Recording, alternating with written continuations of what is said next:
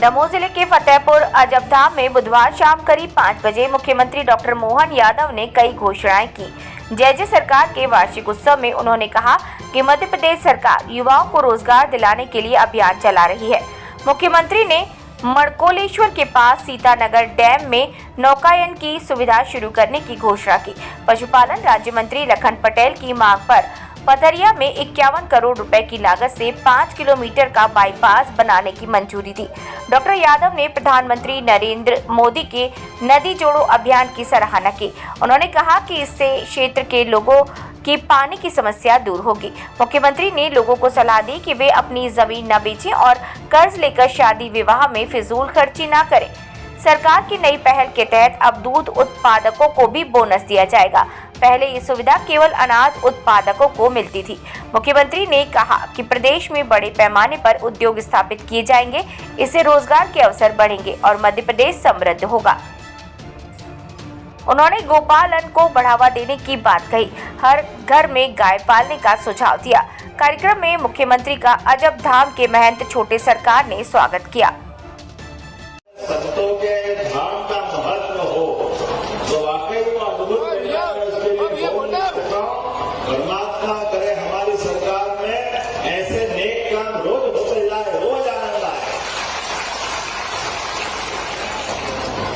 आज परम पूज्य सभी संत वृंद यहाँ मौजूद है। हमारे लिए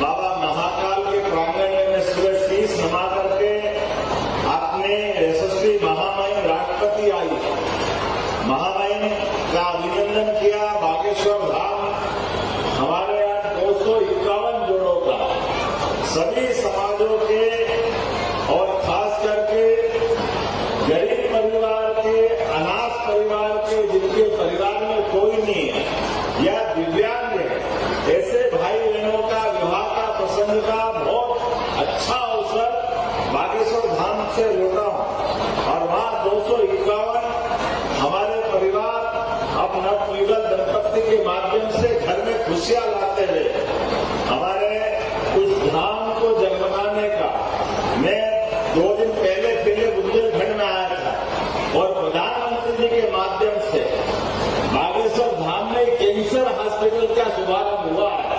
ये नए दौर की नई धारा है, ये आनंद व्यवस्था चाहिए। सच्चे अर्थों में हमारे देवधाम पर यहाँ दोनों प्रकार के भावनात्मक भी, आध्यात्मिक भी और दैहिक दुनिया में देह की बीमारियों का भी और मानसिक बीमारियों का भी जो विकृतियां आती है, सच में ये हमारी संतों की परंपरा ये अद्भुत है। ये संतों की परंपरा से इसी कारण से दुनिया के कई देश की सभ्यता संस्कृति खड़ी हुई और समय के साथ वो थपेड़े खाती हुई बड़े बड़े देश, बड़ी बड़ी संस्कृतियां खत्म हो गई, लेकिन अपनी सनातन संस्कृति लगातार जीवित है। तो सबसे बड़ा योगदान में संत परंपरा है, ये आपकी कृपा है। जिसको कहा इकबाल ने कि कोई बात है कि हस्ती मिटती नहीं हमारी, ये कुछ बात है कि कुछ बात एक ही बात है। ये अपने परिवार, अपना घर, अपना सब कुछ छोड़ करके पूरे समाज का मार्गदर्शन करने के लिए आजीवन व्रत लेकर के हमारे बीच जैसे भगवान सूर्य नारायण वो दिन रात अनथक रूप से अपने आप को जला करके सबको रोशनी बिखेरते हैं। ये संत परंपरा भी हमको ऐसी ऊर्जा देती है, ये जीवन देती है। इनके त्याग में, आध्यात्म में और ये आश्रय के अंदर हमको जो मार्गदर्शन मिलता है, इसकी किसी से तुलना नहीं हो सकती। मैं आज अजबधाम के दिव्य तीर्थ में आया हूं तो यहाँ एक अलग प्रकार के आध्यात्मिक शांति और ये तो साधना का स्थान है। सच्चे अर्थों में इसको घंटे 2 घंटे में आप केवल महसूस कर सकते। सच्ची शांति तो ऐसा लगे या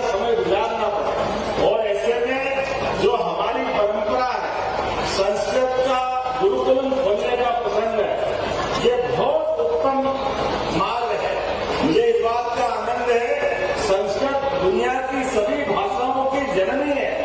अभी मैं जर्मनी, जापान और इंग्लैंड की यात्रा पे गया था।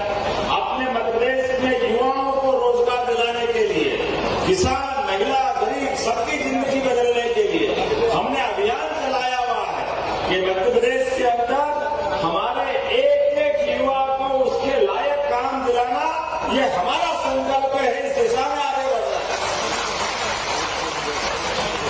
हमारे लिए तो परमात्मा के माध्यम से ये एहसास संतों की वाणी से निकलता है, जो मजाक में भी बोलते हैं लेकिन अपना गुण वाक्य बताते हैं।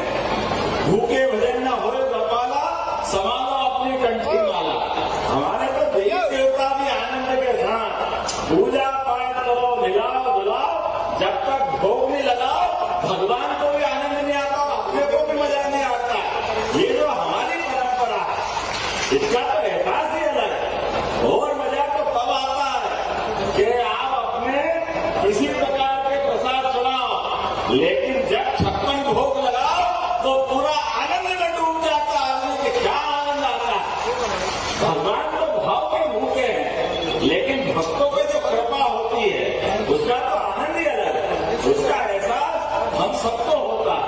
आज जब मैं यहाँ उपस्थित हूँ, मुझे बताया गया कि यहाँ हमारे परम पूज्य सत्संग चालक दूसरी सीतारमैया हमारे सुदर्शन जी, उनका नाम पूरा है ना, कुर्सी सुदर्शन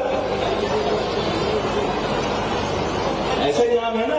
तो मैं मान के चलता हूँ सुदर्शन जी के नाम हमारे परम पूज्य, उनका यहाँ अध्ययन काल रहा है, उनकी प्राइमरी शिक्षा शायद यहाँ हुई है।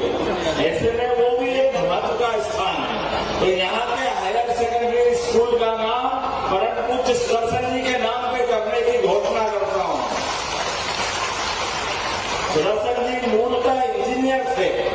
उनके जीवन से उनमें बहुत सारे अलग अलग प्रकार की प्रतिभा थी, लेकिन राष्ट्रवादी विचारों को लेकर के पूरा जीवन समर्पित करते थे। सुदर्शन जी ने कई सारे क्षेत्रों में काम किया।